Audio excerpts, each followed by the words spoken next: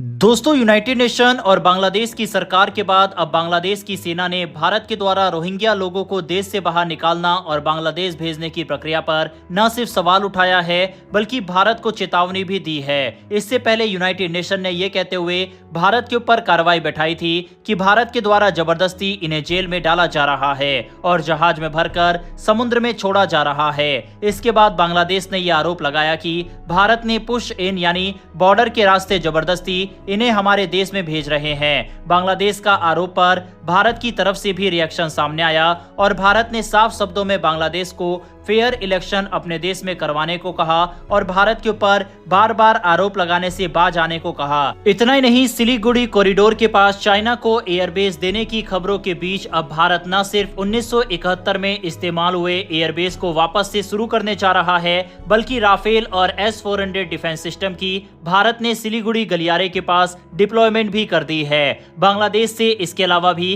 काफी सारी खबरें निकलकर सामने आ रही है और इन सभी खबरों के बारे में इस वीडियो में डिटेल में बात करेंगे, इसीलिए वीडियो को अंत तक जरूर देखिएगा। दरअसल भारत लंबे समय से अवैध घुसपैठियों से परेशान है।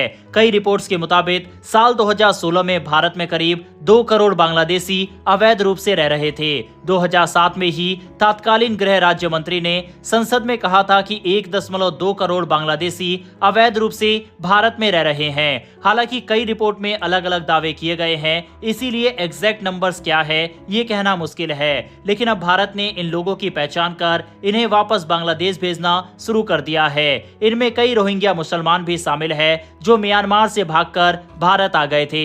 लेकिन जब भारत ने इन लोगों को बॉर्डर पार कराकर बांग्लादेश भेजना शुरू किया तो बांग्लादेशी सेना ने इसे पुश इन कहा और विरोध जताया। बांग्लादेश की सेना के operations director brigadier general Nazim Ud Daula ने कहा कि ये तरीका अस्वीकार्य है। उन्होंने यहां तक कह दिया कि अगर हालात बिगड़ते हैं तो सेना कार्रवाई कर सकती है। भारत का कहना है कि जिन लोगों को निकाला जा रहा है वो गैर कानूनी तरीके से भारत में रह रहे थे।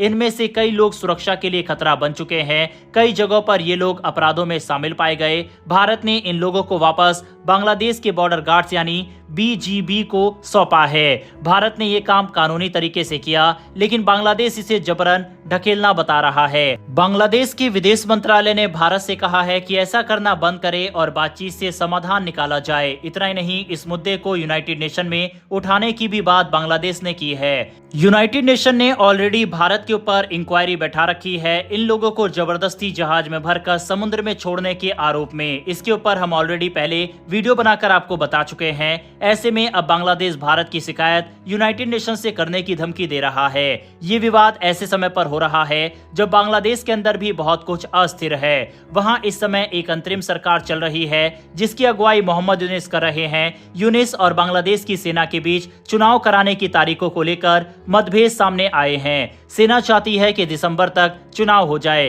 ताकि चुनी हुई सरकार सत्ता में आए। वहीं यूनिस सरकार कुछ फैसले ले रही है जिनसे सेना सहमत नहीं है। यही नहीं, यूनिस सरकार ने म्यांमार के रोहिंग्या लोगों के लिए एक मानवीय सहायता कॉरिडोर खोलने की बात भी कही है जिससे सेना नाराज है। सेना प्रमुख ने यहां तक कह दिया कि उन्हें सरकार के कई फैसलों की जानकारी तक नहीं दी जाती। बांग्लादेश की सरकार ने हाल ही में ये भी आरोप लगाया है कि भारत उनके देश को अस्थिर करने की कोशिश कर रहा है। मोहम्मद यूनिस के सचिव ने कहा कि देश को अस्थिर करने के लिए भीतर और बाहर दोनों से साजिशें हो रही है। भारत ने इस आरोप को सिरे से खारिज कर दिया।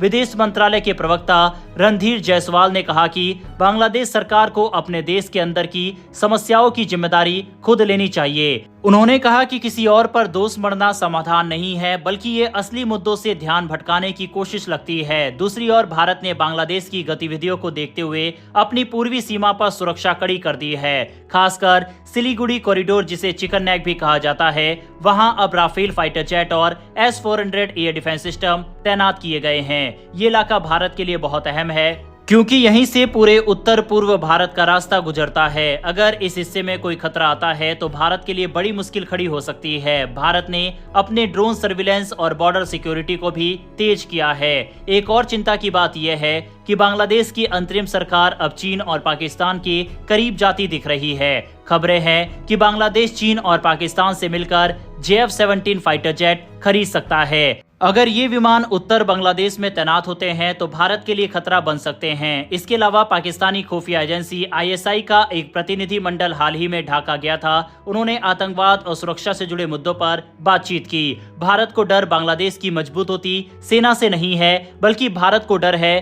कि जिस तरह से पाकिस्तान कश्मीर में आतंकवाद को फैलाने की कोशिश करता रहता है, यही काम अगर बांग्लादेश के रास्ते भी होने लगा तो भारत के लिए मुसीबतें बढ़ जाएगी, क्योंकि आमने सामने की लड़ाई में ये दोनों देश कुछ घंटे भी भारत के सामने नहीं टिक सकते।